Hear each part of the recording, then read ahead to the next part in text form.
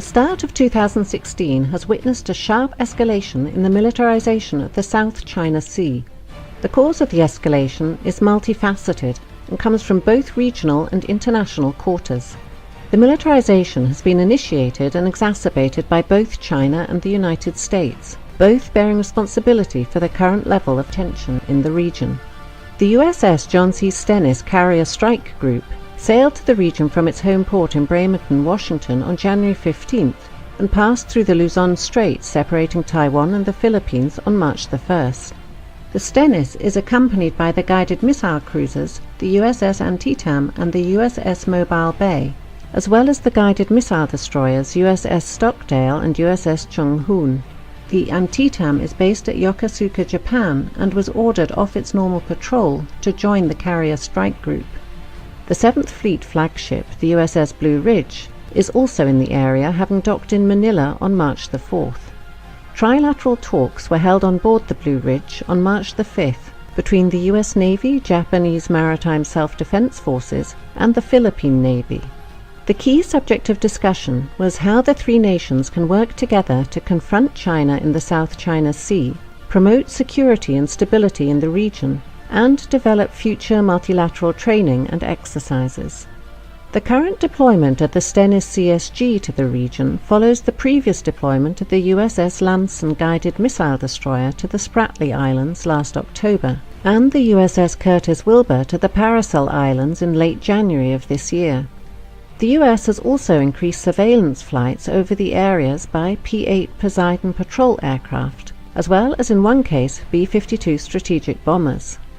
The navies of China and Vietnam fought a naval engagement for control of the Paracel Islands in 1974, which resulted in China's de facto control of the islands.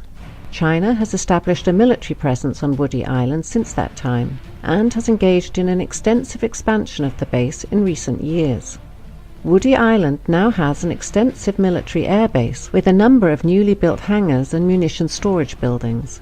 In February, satellite surveillance revealed the deployment of 2 batteries of HQ-9 surface-to-air missile launchers, as well as supporting vehicles such as an engagement radar and the Type 305B ASAR acquisition radar on the northern end of the island. Last November, China announced the deployment of J-11 fighters to Woody Island. As land reclamation and building efforts on the part of the Chinese continue at Fiery Cross Reef and Mischief Reef in the Spratly Islands, with no signs of slowing down in the immediate future, it will be interesting to see if the US Navy increases the size and tempo of future patrols in the area. With the Royal Australian Navy taking delivery of its second Canberra-class LHD, HMAS Adelaide, on December the 4th of last year, and the first of 2 Makassar-class LPD vessels built by Indonesia for the Philippine Navy, the BRP Tarlac, launched on January 17th of this year, the US Navy may soon be bolstered by more powerful regional navies in future patrols. The Prime Minister of Japan, Shinzo Abe, announced in November of last year his willingness to have the Japanese Maritime Self-Defense Forces join the US Navy in patrols of the South China Sea. Australian P-3 Orion Maritime Patrol aircraft are currently flying freedom of navigation missions in the region. It was reported just days ago on March the 9th that the United States and Australia were negotiating the basing of more US strategic bombers, including the supersonic B-1 and aerial tankers, at Australian bases on a rotational basis. The aircraft would be based at Tyndall and Darwin in northern Australia. They would complement US B-52 strategic bombers already based at Darwin on a similar rotation.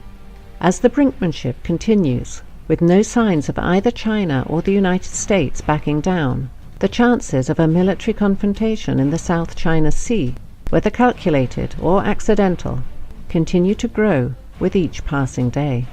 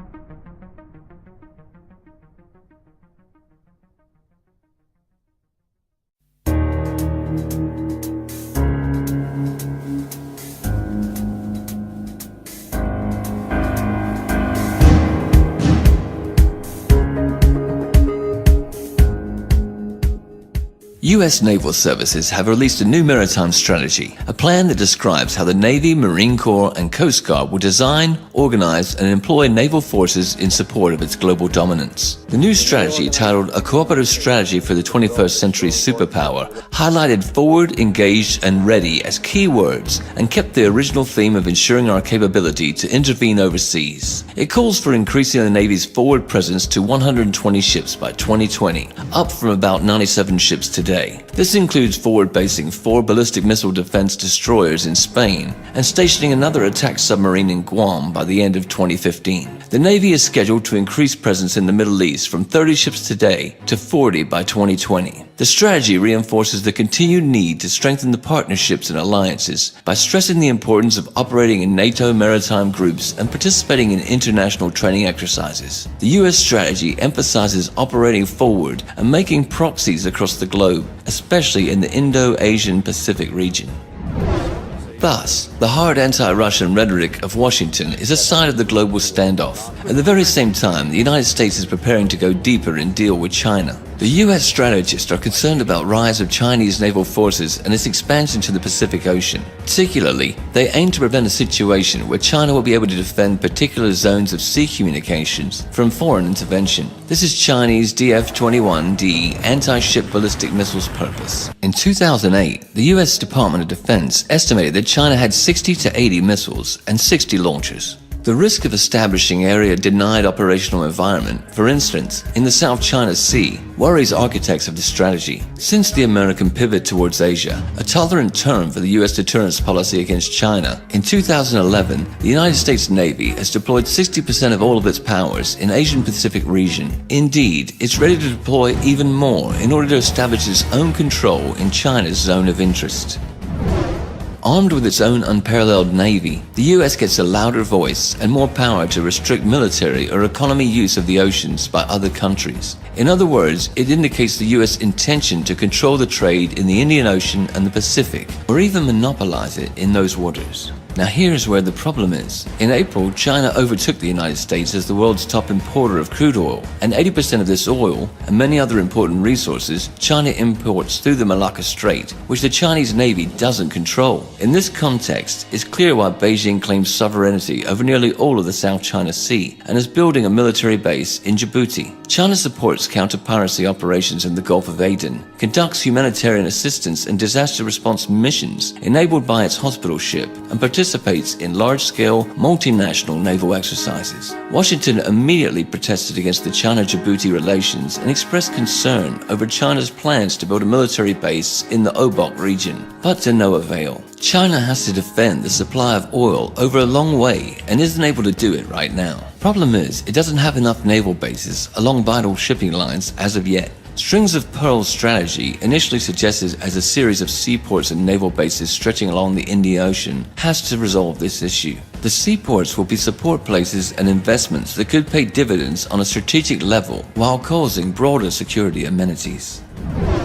China's naval defense strategy is grounded on the combination of offshore waters defense with open seas protection concepts. The offshore waters defense consists of 2 missions. One is to protect China's eastern coastal area, which is the country's most economically vibrant region. The other is to ensure the safety of the expanding shipping lines that are vital to China's economic growth. Open seas protection concept also has 2 elements. One is to extend maritime protection to waters over 600 miles from the Chinese coast by building supply depots in the disputed South China Sea, trying to conduct submarine activities in the Indian Ocean, and acquiring bases beyond the region. The other is to develop capabilities to conduct non-conventional security operations outside the region, such as naval diplomacy, joint maritime law enforcement, and humanitarian assistance. Compared with the United States, the PLA Navy has sufficient self-defense capabilities, but deficiency in cross-region operations and force projection is evident, though Beijing is trying to change that. On the other side, China's unique geographical location allows it to establish control over its local seas,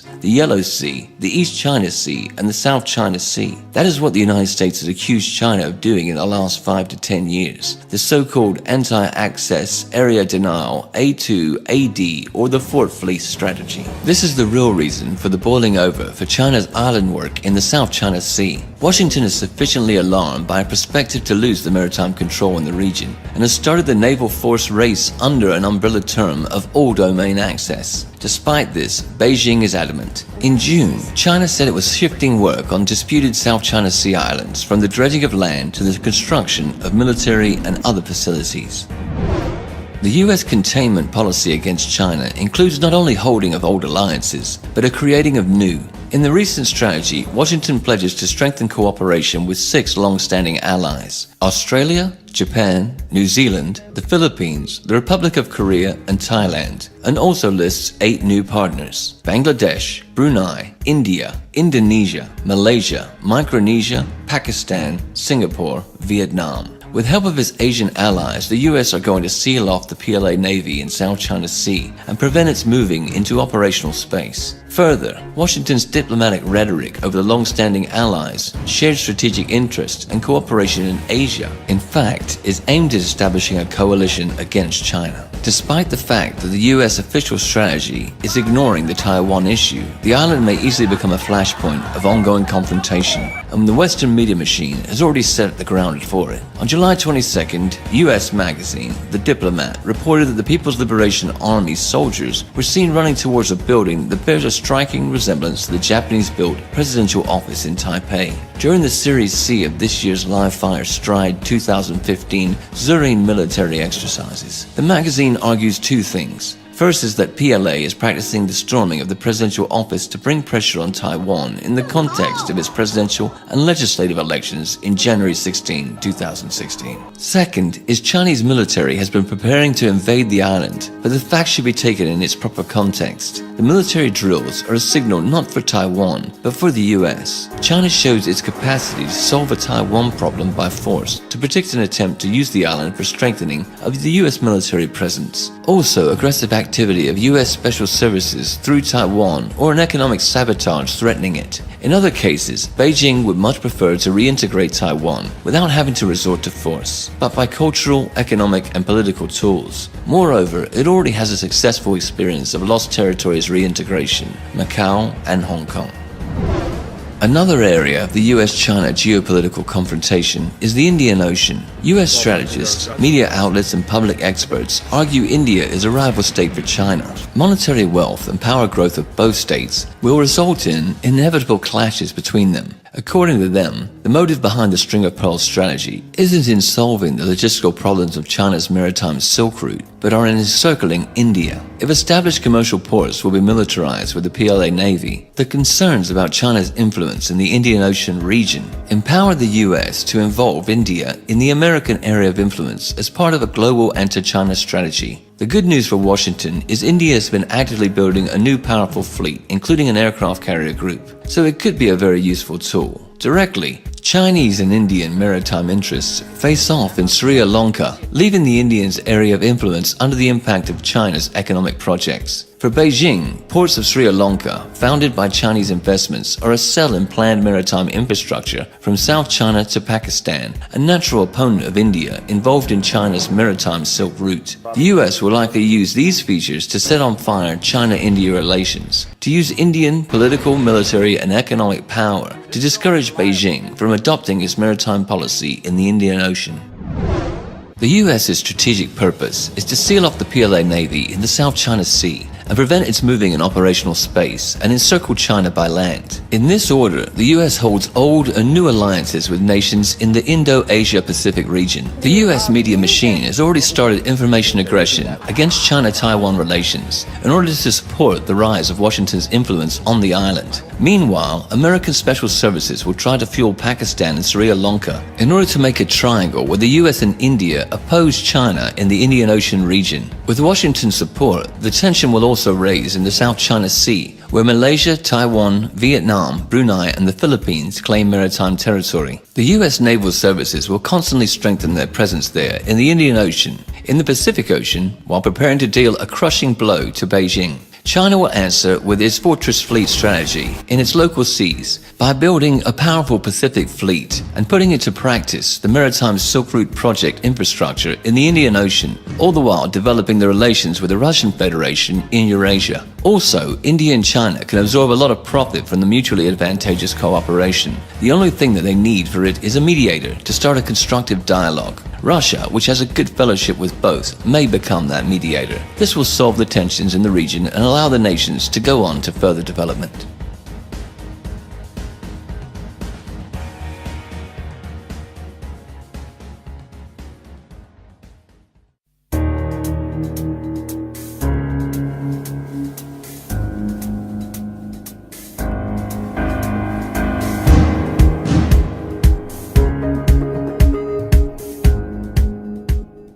After months of mounting rhetorical war, the United States has conducted a patrol through the South China Sea. On Tuesday, the guided missile destroyer USS Lassen transited the area, sailing within 12 nautical miles of at least 2 China-made islands. A Chinese guided missile destroyer and a naval patrol ship shadowed and gave warnings to the US warship. Then Chinese Vice Foreign Minister Yang Zhesu summoned US Ambassador Max Baucus, lodging serious representations and expressing strong discontent over a US warship patrol. Beijing's attitude was that the US threatened China's sovereignty and security interests. In turn, Washington has demonstrated with this action that it rejects China's claim that the built islands mark Chinese territorial waters. Indeed, it wasn't the first public confrontation of the US and China.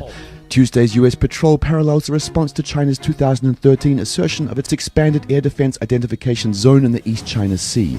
Washington responded by dispatching 2 B-52 bombers to fly through the newly claimed Chinese airspace, defying China's rights to assert sovereignty over what the United States classified as international airspace.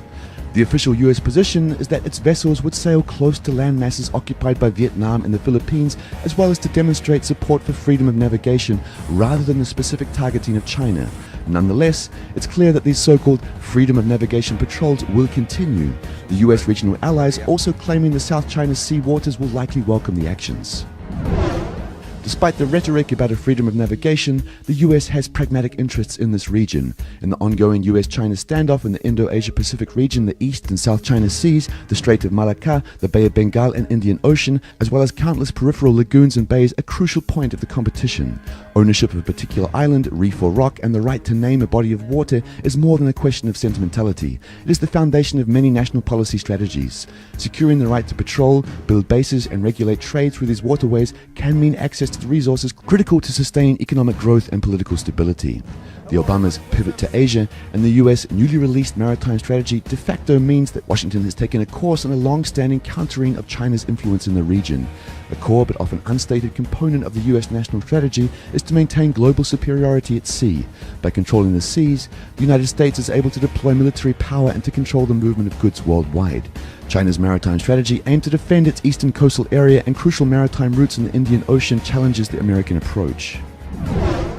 China has already stated continued incursions will lead to more concrete responses. The question now is one of the next steps. It's likely that neither side with contrary maritime interests will find the answer to avoid a crisis even if they did want to do this. Furthermore, they have domestic and international reasons not to step back from their contradictory positions. In the Indo-Asia-Pacific region, the US has been rapidly building political, economic and military alliances to balance the raise of China's economic and military power. Beijing can't ignore this fact. Thus, both sides systematically move to a situation making possible a confrontation. But firstly, the tensions should escalate into crisis in the South China Sea.